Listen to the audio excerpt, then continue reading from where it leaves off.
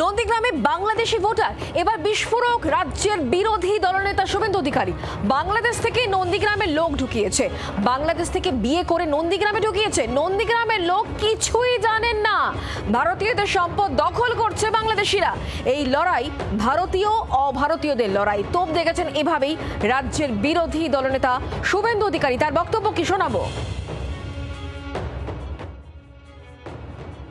নন্দীগ্রামে বাংলাদেশের মহিলা ধরা পড়েছে। আমরা তো কোনো ভারতীয় মুসলিমকে নিয়ে বলছি না। নন্দীগ্রাম 1 নম্বর ব্লকের ভোটার তালিকায় বাংলাদেশ থেকে মেয়েদেরকে পটিয়ে নিয়ে এসে এখানে দ্বিতীয় বিয়ে তৃতীয় বিয়ে করে রেখেছে। প্রাথমিক ভোটার তালিকায় নন্দীগ্রামের লোক জানেই না, এরা শান্তিতে আছে, যাচ্ছে, খাচ্ছে।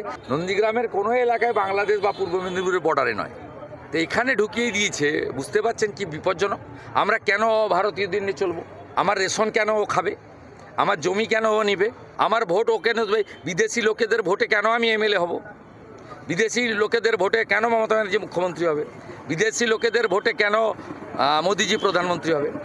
ভারতীয়রা করবে লড়াইটা, ভারতীয়দের সঙ্গে অভারতীয়দের।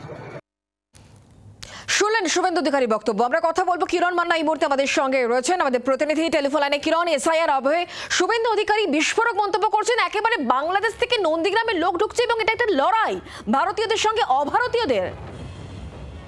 একেবারে শুভেন্দু অধিকারী আজকে নন্দীগ্রামে কয়েকটি কালী পুজোর প্যান্ডেল পুজো উদ্বোধন করতে এসে তিনি যেটা বিস্ফোরক মন্তব্য করলেন যে বিদেশিদের ভোটে কেন জয়লাভ করতে হবে, বিদেশিদের ভোটে কেন প্রধানমন্ত্রী নরেন্দ্র মোদী হবেন, বিদেশিদের ভোটে তিনি কেন বিধায়ক হবেন, বিদেশিদের ভোটে মমতা বন্দ্যোপাধ্যায় কেন মুখ্যমন্ত্রী হবেন। সবই দেশীয় ভোট হওয়া উচিত এবং দেশের মানুষজনরাই ভোট দিয়ে নির্বাচিত করবেন। তিনি স্পষ্টভাবে বলেছেন নন্দীগ্রামে, কোট আনকোট বলেছেন নন্দীগ্রামে বাংলাদেশি রয়েছে, তিনি মন্তব্য করেছেন।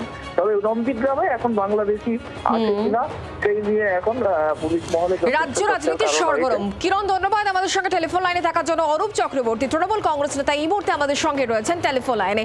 অরূপ দা, শুভেন্দু অধিকারী তিনি ফের বিস্ফোরক মন্তব্য করছেন এসআইআর আবহে। তিনি বলছেন বাংলাদেশ থেকে নন্দীগ্রামে লোক ঢোকানো হয়েছে, বাংলাদেশ থেকে বিয়ে করে নন্দীগ্রামে ঢুকিয়েছে। আসলে এটা একটা লড়াই ভারতীয়দের সঙ্গে অভারতীয়দের। কি বলবেন আপনি?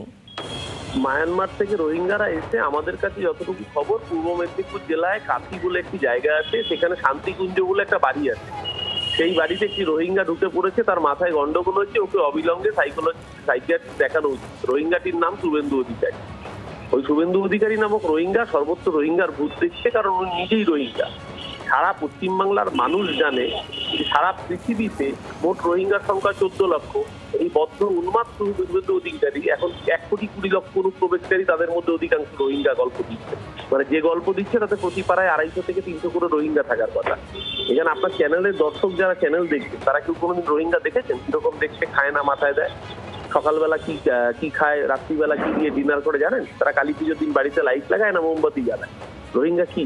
এই যে একটা অদ্ভুত ন্যারেটিভ তৈরি করে মার্কেটে ছেড়ে দাও, নন্দীগ্রামে নাকি রোহিঙ্গা ঢুকে গেছে। ভাই তুমি তো নন্দীগ্রাম বিধানসভা বিধায়ক, তোমার তো বিএলএ আছে প্রতিনিয়ত, তোমার বিএলএরা কি করে?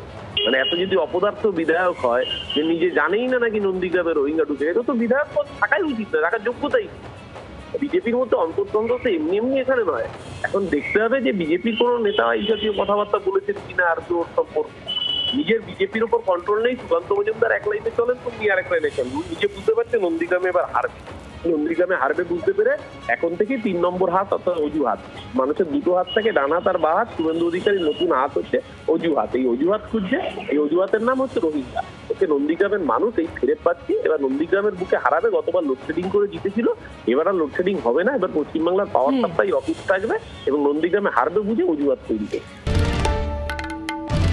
বাংলার আওয়াজ, বাঙালির আবেগ, জি 24 ঘন্টা।